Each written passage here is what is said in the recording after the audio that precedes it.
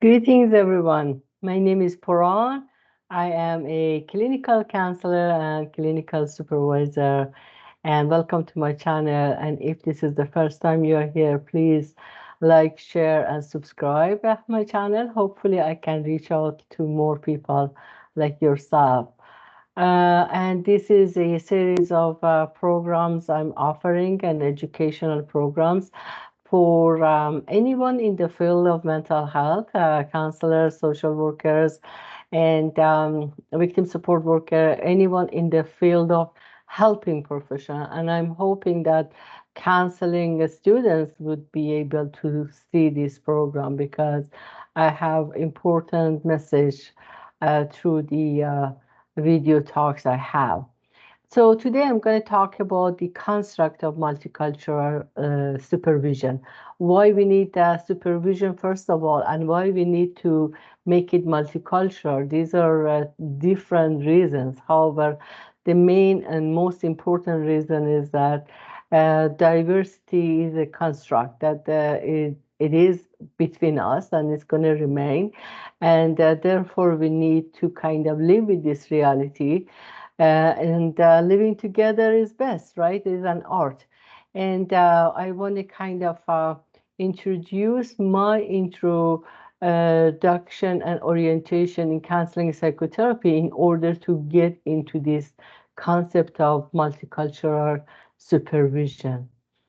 And for talking about supervision, for talking about counseling psychotherapy, actually something very interesting happened. For years, I have been kind of thinking about one article I read back in my graduate school around year 2006 or 7. And the article name was the Why the Self is Empty, and by Dr. Philip Cushman. And this article kind of shaped my way of thinking back then. And I remember that over the years, several times going through my paperwork, I get to see this article, and again, I'm reading it in order to understand what is it saying. Because of forever, I have been interested of multicultural counseling myself because I am a multicultural, multidisciplinary counselor, and I'm coming from a society where domestic violence, systematic violence, and oppression still is the reality and influencing our Iranian life, myself included. Therefore, when I was talking about or thinking about this article by Philip Cushman, the other day I came with the idea that search it in internet, and I search it on YouTube actually, and I find some interesting interviews with him, very few, and that's why I kind of like, oh, okay, now it makes sense. After listening to the interviews, now things are making sense for me. Why I'm kind of maybe different, maybe I'm myself, I'm the normal myself as I can be. And however, the way I have been thinking about counseling and psychotherapy at times have been causing me a little bit issues because as Dr. Philip Cushman, who is not around anymore, I heard that he was dead a couple of, I think 2 years ago. And so my way of thinking, my way of counseling psychotherapy has been a little bit kind of towards the challenging the notion of the manualized psychotherapy. I explain more. So this article by Philip Cushman that kind of get me going for years, and now I'm going back to it miraculously. He is talking about this self, why the self is empty. Just the formatting of the self is empty made sense to me even back then, and however I didn't know why, but it made sense because we know that, I mean, and his idea is that we the field of counseling and psychotherapy, and especially psychology, he compared it with advertising businesses model, And both of them, I mean, both psychotherapy and businesses, in his view, they were creating empty self. Why? Because both of them were kind of selling products that didn't have deep meaning in it, and it wasn't deep rooted based on the cultural, socio-factual, cultural, and political situations. So this comparison back then was really strange to me. Psychotherapy and business model, I didn't get it, but now I get it, and that's why I'm excited to talk about it. I have been excited to kind of present it, and I have presented in a couple of seminars. However, I'm sure people didn't get it because the message is a little bit kind of challenging and critical, right? So Dr. Cushman, he emphasized that psychotherapists need to learn about history, philosophy, culture, and politics. And I think back then he was talking about basically social justice, which is a buzzword, by the way, today, and everyone is talking about it. So, in the application of supervision and for supervision and considering cultural factors, I would say that, yeah, cultural influences on human mind and bodies have ever been there, right? It has been a discourse and defining element that help everyone in different fields today, if they kind of pay attention to it. As psychology is a discipline and a science that is being used by a vast majority of different mm, professions, right? So psychology used by the money-making businesses, according to him, leads to low self-esteem, codependency, narcissism, and isolation, and where the mood of being kind of bring change into this is a little bit low. The mood gets low, and conflict and mood swings and mood challenges are things that has to be recognized. So what does it mean? I mean, know that we are living in a, I mean, today world is more than ever before is a materialistic world. However, there are many elements of change involved. People are so many scholars and the students and I mean people with different professions. They are talking about the kind of end of the era of materialism. However, at times I still feel like materialism has become part of us and it's here and therefore is influencing people's empty self. I mean, look at the social media and the influence of social media on people and the number of suicides attempts and substance use issues and the challenges we have today in all around the world. I mean, it's a global issue. What's going on with the empty self and why is that? Because uh, people do not get that support, the deep-rooted support they need through psychotherapists, through counselors, through mental health clinicians, that they could help see themselves in a different position of change. Why is that? Because at times, according and that's true. I have seen it in everywhere I have worked. The manualized way of providing individual counseling and group psychotherapy at times doesn't help psychotherapists and counselors to think critically. Therefore, it's important to get into this multidisciplinary supervision. And each one of us who are in the profession of counseling psychotherapy, and if we are supervisor, we need to kind of recognize what are the areas of what are the ways of dealing with supervision? What are the ways of helping, guiding, assisting, supporting supervisees and counseling and psychotherapists to become more than ever before um, uh, transparent with themselves in order to provide a transparent counseling session and be in their helping position.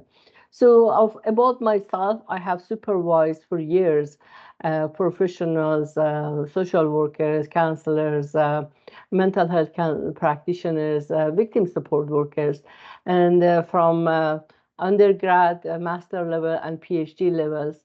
However, I never realized uh, the concept of supervision all these years. I have done it because I was thinking that I'm going to help someone else to learn the ethical concepts of the counseling work and the profession and become a better person, better counselor out there. However, now I'm looking at it in a more systematic way, thinking that, okay, if I could help a couple of counselors to think differently and look at their client situation differently, then I mean, it's a system, right? And those clients look at themselves better and see the concept of change. So, therefore, in my late career season, I am, and 3 decades later, I see the effectiveness of my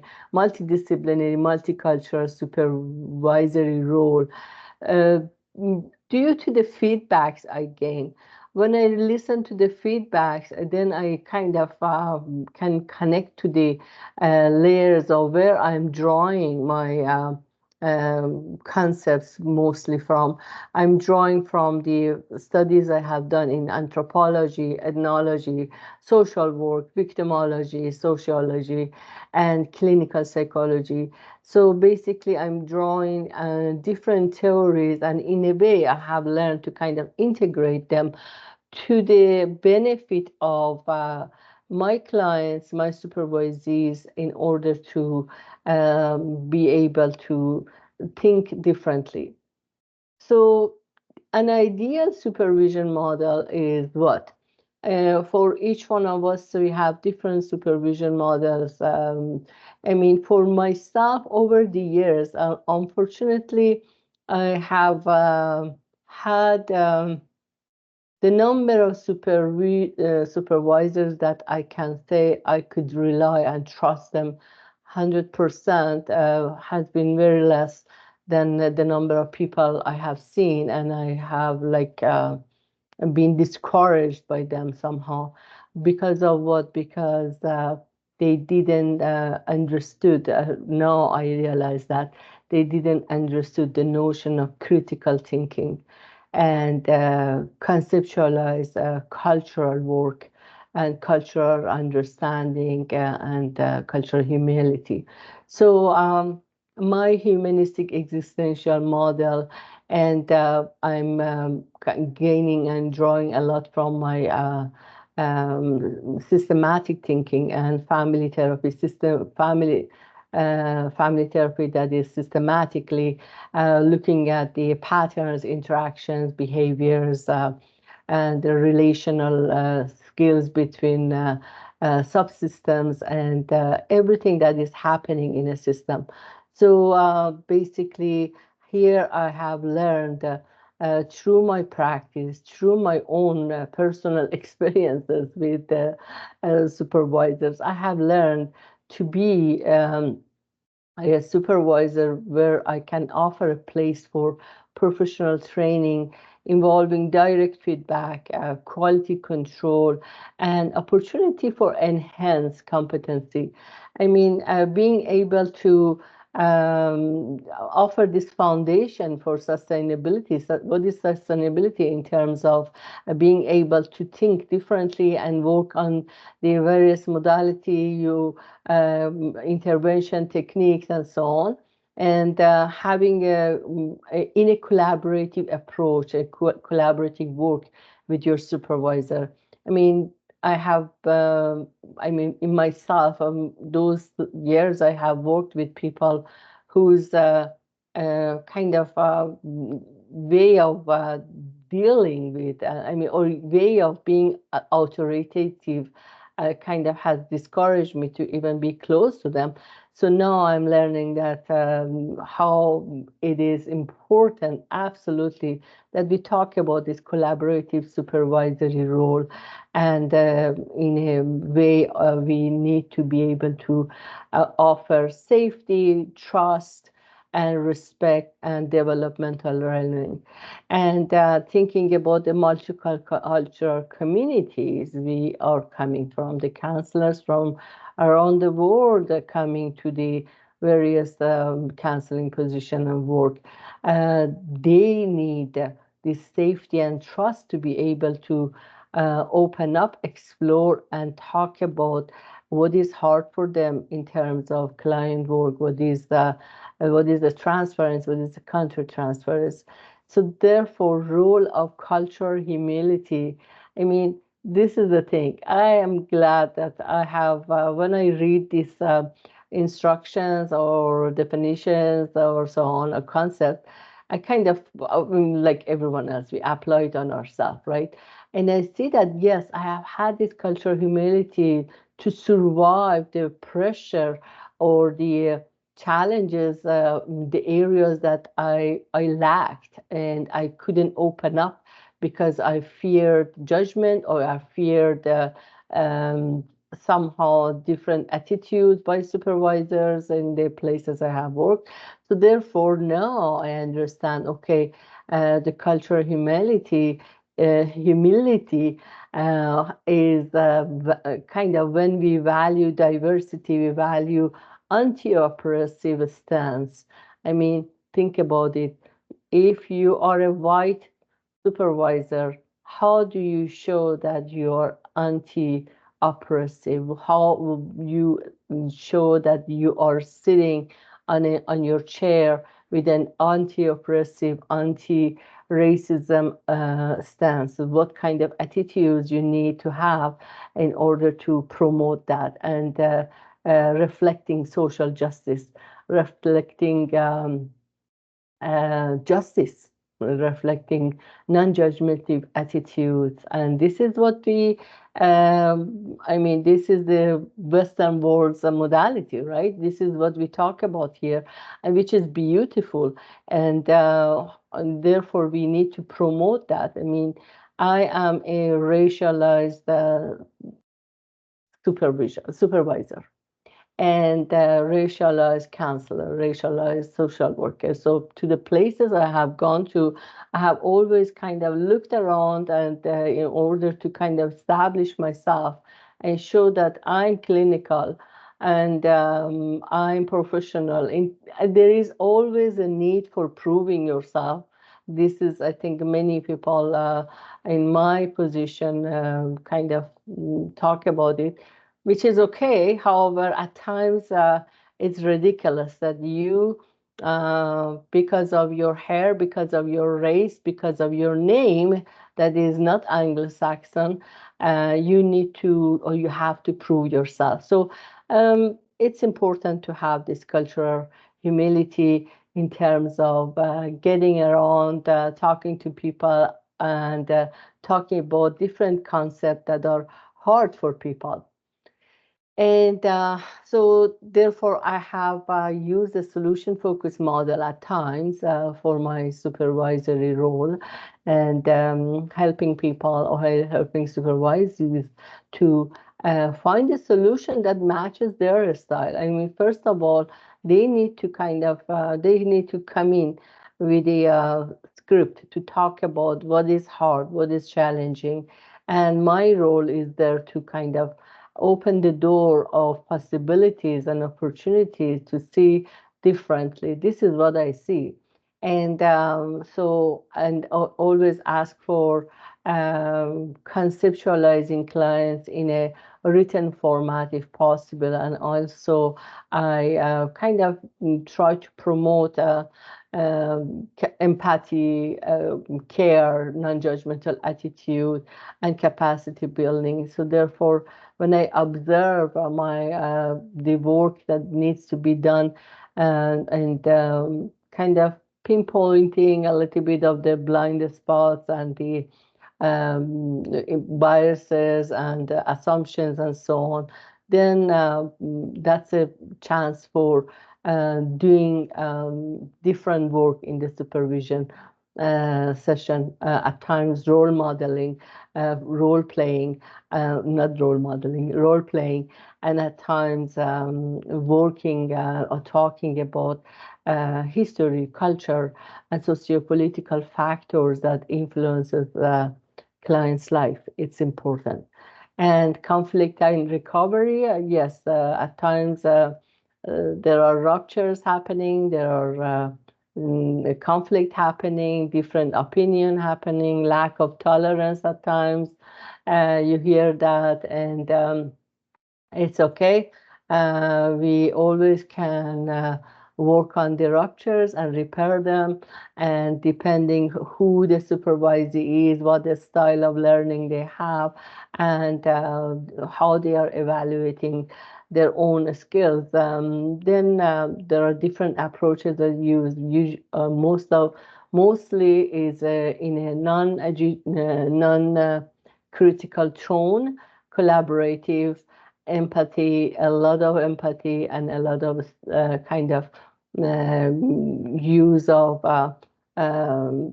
non-judgmental word in a very good tone, cultural humility. That's what is important. And now, going back to the fact that multicultural counseling has to be able to define it in the cultural root. Are they are existing.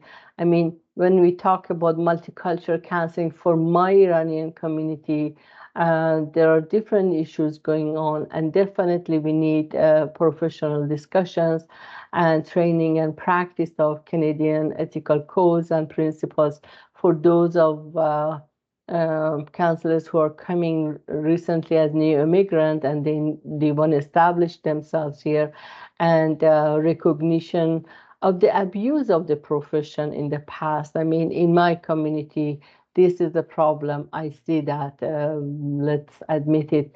At times, there is abuse of the position, abuse of the name, abuse of privileges, and a little bit of narcissistic behavior by some psychologists, counselors, and so on. These are things that has to be talked about, discussed, and therefore, I mean, attending supervision is very important, which is also a problem in my community.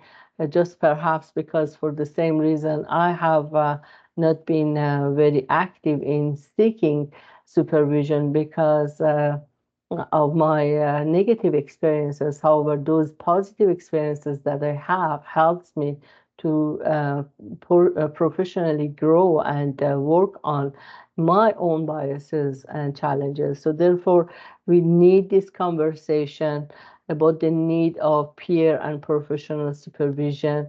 And going back to the Cushman and the article of empty self, I realized that, I mean, the self of us as therapists can be empty when we are not kind of uh, practicing like what our heart is telling us. I mean, what needs to be done. We are supposed to be advocates. We are supposed to be the kind of gatekeepers for our clients.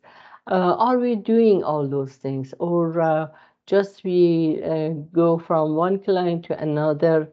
And according to Cushman, he was talking about shallow-based psychotherapy, which is, in my view, very much the case still today.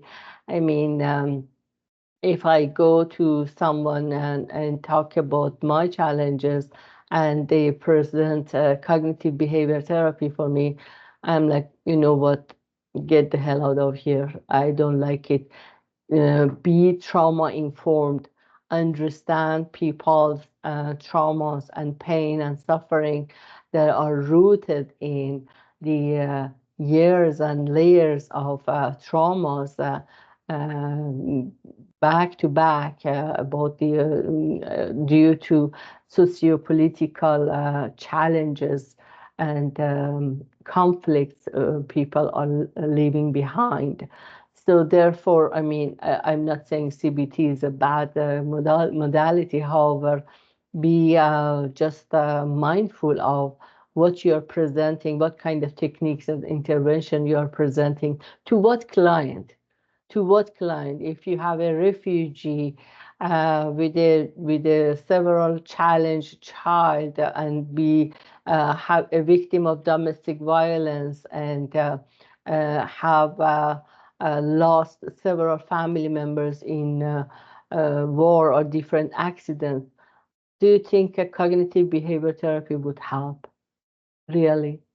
I mean, we need to let the person vent, and a process-based psychotherapy, process-based orientation. Yes, of course, we are bound to our insurances and what they tell us to do. However, at times you can be human and see what else is needed there.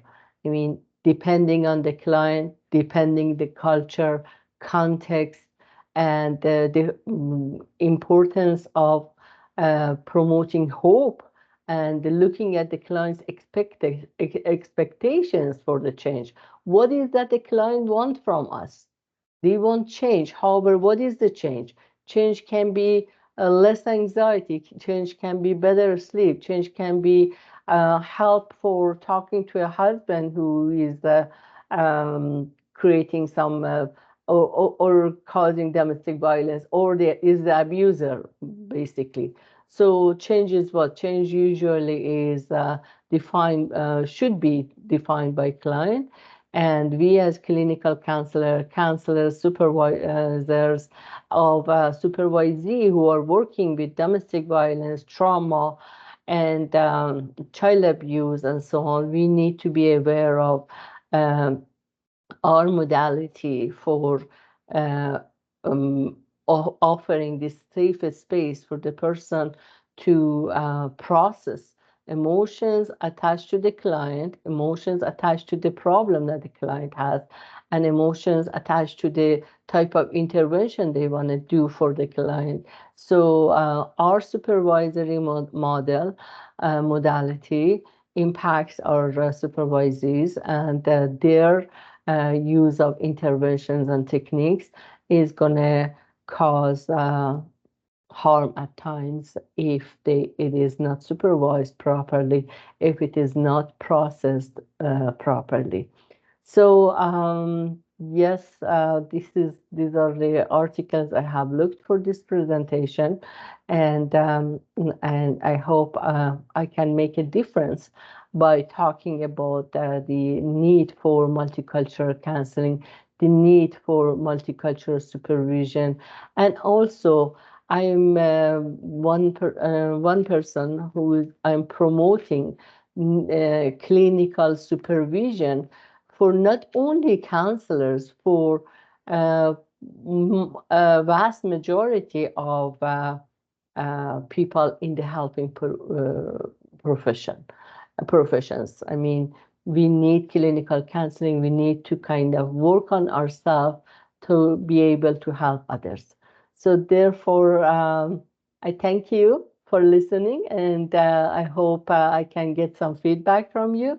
And yeah, until next time, thank you. Oh, bye bye.